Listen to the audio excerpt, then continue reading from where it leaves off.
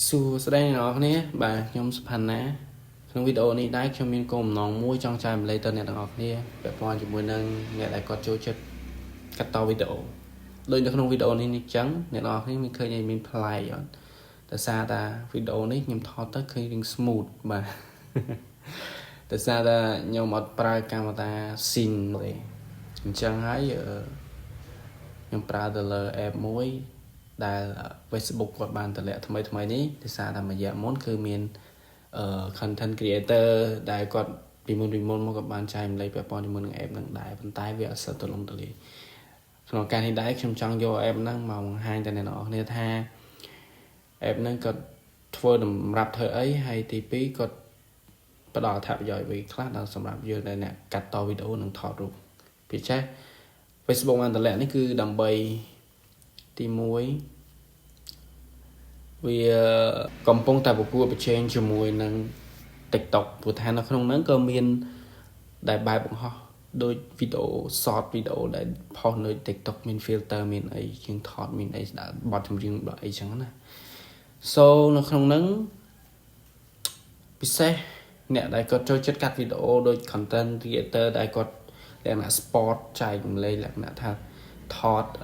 sport លទ្ធផលចឹងណាឬក៏ចង់លក់អីវ៉ាន់តាម online អីនៅលើវីដេអូគឺនៅក្នុង app នេះគឺ aim មានការកែសម្រួលមានការកាត់តមានការក្របកន្លែងណាអញ្ចឹងឬក៏ចង់បន្ថែមថយកន្លែងណាថាវាស្អាតអញ្ចឹងណាខ្ញុំមើលទៅ app ហ្នឹងកាមេរ៉ាវា aim so វា C នឹងមុខមែនតើហើយបន្តិចទៀតនេះខ្ញុំនឹងប្រើពីអត្ថប្រយោជន៍អ្វីខ្លះដែលយើងអាចប្រើប្រាស់វាទៅបានហើយវាមានអីគេខ្លះនៅក្នុង function ដោយសារតែ Facebook វាពិបាកក្របហើយពិបាកកាត់ពិបាក edit ហ្នឹងមែនអត់ឥឡូវ Facebook គាត់បានតម្លាក់ app នេះមួយគឺដើម្បីឲ្យអ្នកដែល editor គាត់ចូលទៅ edit ទៅគាត់កាត់តបានស្អាតហើយក៏មាន filter មួយចំនួនសម្រាប់ support ពីក្រោយនៅក្នុងវីដេអូហ្នឹងដែរអូខេយើងទៅមើលទាំងអស់គ្នាថា app ហ្នឹងមានអីគេខ្លះតោះយើងទៅមើលទាំងអស់គ្នាបាទសួស្តីអ្នកនរគ្នានៅក្នុងវីដេអូ share screen នេះតើ Facebook គាត់បានតម្លាក់ app អីគេបាទ Facebook គាត់បានតម្លាក់ app មួយដែលមានឈ្មោះថា Edit ហើយ Edit ហ្នឹងយើងអាចចូលទៅ download វាបាននៅលើ App Store ឬក៏ Play Store បានអញ្ចឹងណាហើយទូទៅខ្ញុំប្រើលើ iPhone គឺយើង down ទៅលើ App Store យើងចូលទៅកាន់ Facebook បន្ទាប់មកយើងឃើញចូលទៅ menu ផងយើងណាចូលទៅលើ setting ដែលចំណុច tray 3នៅលើ Android ក៏មានដែរ tray 3នៅលើខាងលើប៉ុន្តែគាត់សម្រាប់ iPhone វានៅខាងក្រោមបាទចុចទៅលើនឹងមកបន្ទាប់មកទៀតយើង scroll ទៅក្រោមយើងអាចថាអ្នកថ្មីអាច scroll ទៅក្រោមទៅព្រោះថាខ្ញុំ download ហើយវាមាននៅខាងលើអញ្ចឹងណាតែបើសិនជាករណីថាអ្នកមិនទាន់បាន download ហើយចូល scroll ទៅខាងក្រោមហើយឃើញពាក្យថា edit ហ្នឹងយើងចុចលើនឹងទៅហើយបន្ទាប់មកដោយសារតែខ្ញុំបានចូល download វារួចហើយអញ្ចឹងវាឲ្យខ្ញុំ open ផ្ទាល់មកមួយ app អញ្ចឹងខ្ញុំបង្ហាញអ្នកទាំងអស់គ្នាថាចូលទៅ Play Store ទៅចាំបន្តិចសារវា slow បាទហើយយើងចុចរក search ឈ្មោះ edit ទៅ edit បាទហើយយើង scroll មកក្រោមយើងឃើញមានពណ៌ដូច Andanu លីគ្នាមានពណ៌ដូច Instagram អញ្ចឹងណាយើងចុច download ទៅសារតែដូចខ្ញុំចាក់មិនអញ្ចឹងខ្ញុំបាន download ហើយអញ្ចឹងយើងចូលទៅប្រើ app នឹងផ្ទាល់បាទហ្នឹងហើយសូថានៅក្នុង app ហ្នឹងក៏មានឯគេបានតម្លាក់drop នៅលើ function ឯគេខ្លះមកងាយគេខ្លះនៅក្នុងហ្នឹងវាអត់ខុសគ្នាជាមួយនឹង CapCut ទេតែគាត់ថាជាស្នានេះវាអាចនឹង free ជាង CapCut free ជាងខ្ញុំអត់ដឹងថាទៅមុខទៅអាចនឹងក្រុមហ៊ុនគាត់ដាក់ថ្លៃ premium ឬអីចឹងណាឥឡូវយើងចូលទៅលើ edit បាទមុនហ្នឹងគឺខ្ញុំបានថតវីដេអូមុនហ្នឹងណាបាទវីដេអូដែលយើងឃើញក្បាលវីដេអូហ្នឹងអញ្ចឹងបាទ so នៅក្នុងហ្នឹងវាមានច្រើនដូចវីដេអូនេះអញ្ចឹងចាំខ្ញុំចុចឲ្យមើលសួស្តីអ្នកនរគ្នាបាទខ្ញុំសុផាន់ណាក្នុងវីដេអូនេះដែរខ្ញុំមានគោលបំណងមួយប៉ិតនៅក្នុងហ្នឹងវាប៉ិតជាដូច CapCut មែនតើវាមានថែមវីដេអូមានអីចឹងតែ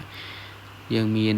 ចុចថែម style ពេលដែលវីដេអូយើង crop វាអញ្ចឹងយើងចង់ដាក់ឲ្យវាចេញមកបែបនេះ ក្នុងវីដេអូនេះដែរទីហោឡើយហ្នឹងទៅពេលវាចុចមកវីដេអូនេះដែរខ្ញុំក៏អំណងមួយចង់ចែកម្លែកអញ្ចឹងនៅលើនេះយើងមានថែម silent sound effect មាន auto studio មាន text មាន watch មាន caption មាន overlay មានអីចឹងជាដើមទៅជាស្ដែងសូនៅក្នុងនោះវាស្ដាប់ព្រីហើយទីហោដែរនៅក្នុង quality ផងវីដេអូផងយើងក៏វាដាក់ដែរបាទវាមាននៅខាងលើយើងមើល frame ខាងលើ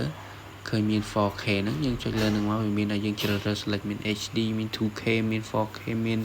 SDR មាន HDR អញ្ចឹងទៅបាទតែវីដេអូហ្នឹងគឺខ្ញុំរកប្រភេទជា 4K HDR អញ្ចឹងវីដេអូផងយើងវាមានថាមើលទៅវារៀង smooth និងស៊ីនឹងមួយខ្ញុំដែរអញ្ចឹងហើយវាមានឧទាហរណ៍ថានិយាយទៅអ្នកដែលគាត់ចង់ដឹងអាចចូលទៅបានណាហើយវាមានលក្ខណៈបច្ចេកទេសនៃថាដូចជាខ្ញុំអញ្ចឹងឧទាហរណ៍វីដេអូហ្នឹងគាត់ឧទាហរណ៍ថាយើងធ្វើពីប្រភេទអីគេយើងចង់ដាក់ឈ្មោះថាអូ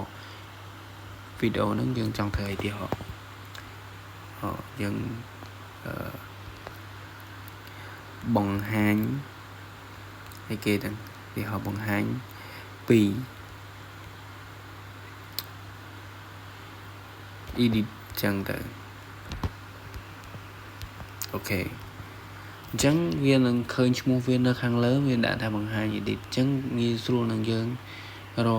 ងាយថាយើងធ្វើ project មិនធ្វើតែមួយនឹងហើយទេទីឲ្យខ្ញុំធ្វើឲ្យខ្ញុំទុកចោលអញ្ចឹងខ្ញុំទៅធ្វើអីថ្មីខ្ញុំនឹកឃើញធ្វើមួយទៀតអញ្ចឹងវាស្រួលមែនទេបាទទីហោនៅក្នុងវីដេអូហ្នឹងទីហោយើងអត់តន់សម្រេចថាវីដេអូហ្នឹងយើងយកទេដូចមុនហ្នឹងខ្ញុំមានថតមាន2វីដេអូខ្ញុំមួយខ្ញុំតេស្តប្រើពីមុនមកនៅក្នុងហ្នឹងដែលខ្ញុំប្រាក់ចាក់ឃើញមានចំណងអញ្ចឹងមានអីចឹងតើមានចំនួនមេចំនួនអីទំហំនៃវីដេអូវាចាក់ពីក្បាលវីដេអូខ្ញុំបានបង្ហាញថាវីដេអូជាមួយ TikTok មែនទេអញ្ចឹងយើងឃើញនៅដូចសញ្ញានៅក្នុងវីដេអូហ្នឹងណានៅក្នុងវីដេអូនេះគឺខ្ញុំចូលសលេងខ្លួនឯងដោយសារថាអាចនឹងជាប់សលេងវីដេអូគេអញ្ចឹងណាហើយនៅក្នុងវីដេអូហ្នឹងគឺយើងមាន scroll ដូច TikTok បាទយើងអាចចុច add ជាមួយបង្ហោះជាមួយនឹង caption ដែលយើងចង់ឲ្យយើងបង្ហាញដូច story នៅក្នុង Messenger អញ្ចឹងណាហើយវាក៏មានដូចជា use audio ជាវីដេអូឬ gallery ដែលយើងបានថតទុកពីមុន